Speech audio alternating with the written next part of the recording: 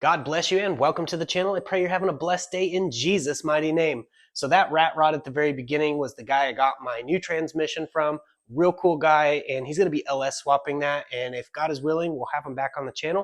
It'd be real cool to see that thing back on the channel with an LS in it. But we're going to be getting the transmission swapped out. I'm going to install a transmission cooler, top it off with some Bestline in the transmission and engine oil. There's going to be discount codes and information in the description, so definitely check all that stuff out. I'm going to go ahead and get to some of the work. It's not going to be in great detail. I'm just kind of getting you guys some content, and then we'll go over a little bit more. I hope you guys enjoy the video, and if you're new here, please click that subscribe button. And here we go.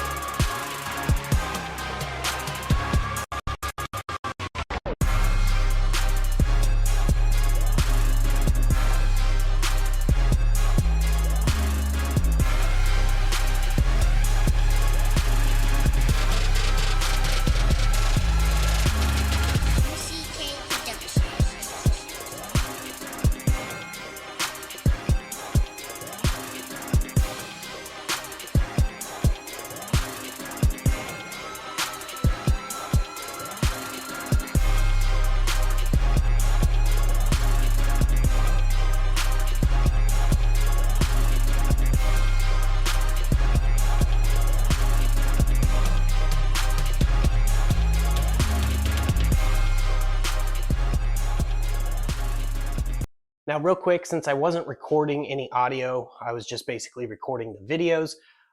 With the transmission cooler, I bypassed the radiator, and thank God that I did, because it was actually clogged up and I had no idea. So that could have caused some real damage to the new transmission.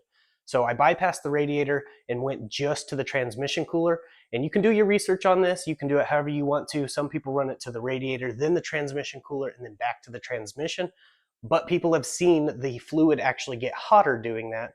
So I bypassed the radiator completely, just went to the trans cooler, straight back. This is just from a junkyard. I got it off of an SUV with the 5.3, and it works pretty good.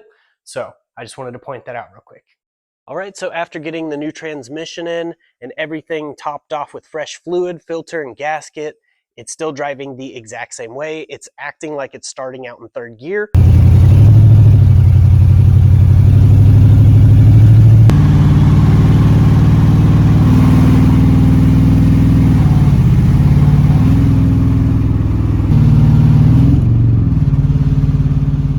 I went ahead and did a data log to see exactly what was going on with HP tuners, and it was basically saying that it was kicking it in and out of first and second gear and all kinds of crazy stuff. That sounded like a bad PCM to me. So my good friend and brother in Christ, Jacob, drove 4.5 hours to Northeast Texas to help me basically figure out what was going on. So we programmed another junkyard PCM, and sure enough, that was the issue the whole time. We thought it was the tune, so we kept rewriting tunes and nothing was changing. The actual PCM was to blame. So the truck is officially going good, and here's a few test drives with it going good.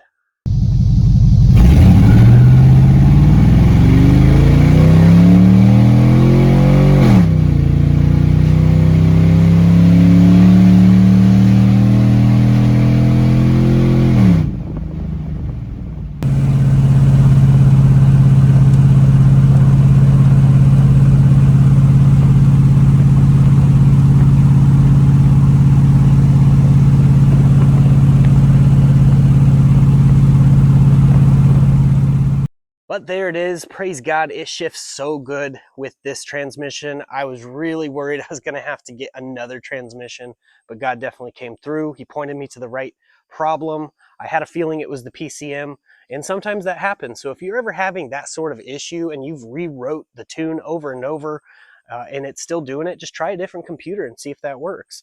But I will have a video coming out on how to unlock a GM PCM, removing VATs and all the things that you need to make it work with any LS swap. So that'll be coming out as soon as possible. But yeah, it's definitely running, driving. It pulls pretty good now. The 0 to 80 is pretty good. The speedometer is off by a little bit, by about 5 miles per hour up on the top half. Down low, it's perfectly dead even. On the computer side of things, it's dead even with the GPS, but the actual problem lies in the cluster. So I need a better cluster. But I'm just thankful it's running and driving so I can use the truck as a truck again. I'm really excited about that, and definitely already started reaching people today, just putting gas in it. Had people coming up and talking to me. It was really cool. Getting more of the gospel out there, because a lot of people think this is fairy tale stuff, but it is very real. It is the most supported documents in all of history. The proof of Jesus's burial, death, resurrection is recorded throughout history with most reliable documents. You can look all this stuff up for yourself. Don't take my word for it. I'm not just saying this.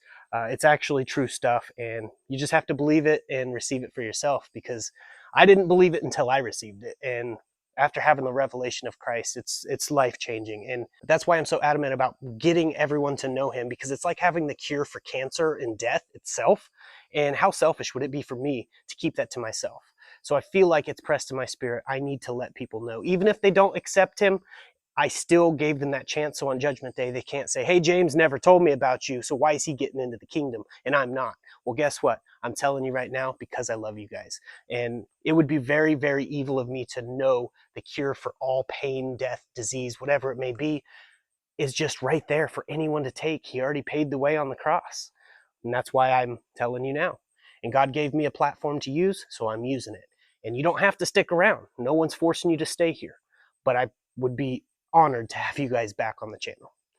We love you, and we just want to continue to see you grow and have a better life, and everything just come closer to Christ, because this world's getting darker, guys. And if you haven't seen it, open your eyes. I pray this video opens your eyes in Jesus' name. But that's basically it for this video. I just wanted to get you guys some content, let you know the truck is officially going good, praise God, and we will have some more content coming soon. So I just wanted to thank you guys for your continued support and patience. There will be more videos coming soon. But with all that said, I'm going to go ahead and roll my outro. I hope you guys have a blessed day, and here it is. Hey everyone, I want to let you know the gospel, which means good news. And the good news is we no longer have to live this way. We don't have to live in bondage and sin and addiction and in depression. We can call upon the name of names and the Lord of lords, which is Jesus. He went to the cross and died for sinners like me and like you. Every one of us falls short of the glory of God. For the wages of sin is death.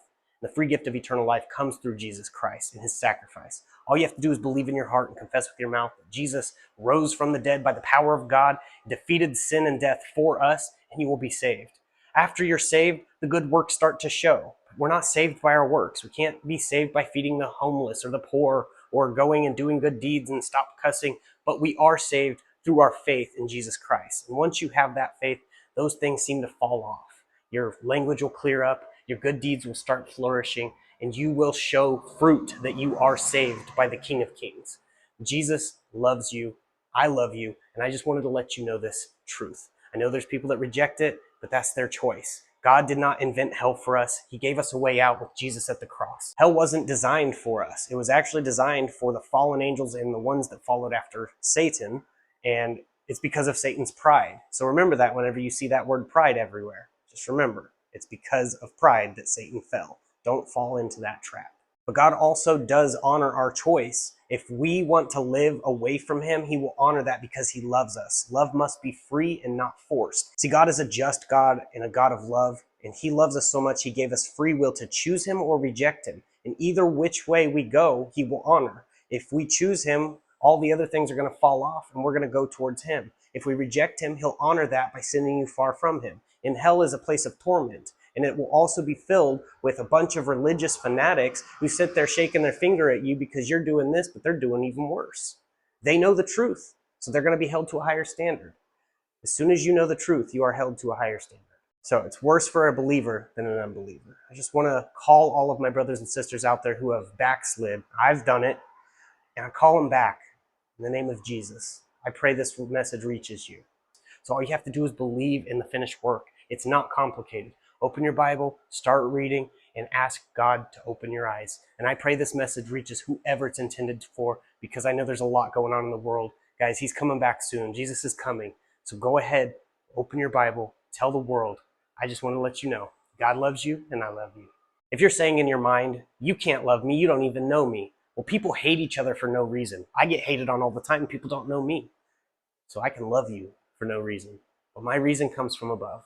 His name is Jesus. Just wanted to leave you with that. God bless each and every one of you. God bless. Stay safe. Stay awesome. Jesus loves you.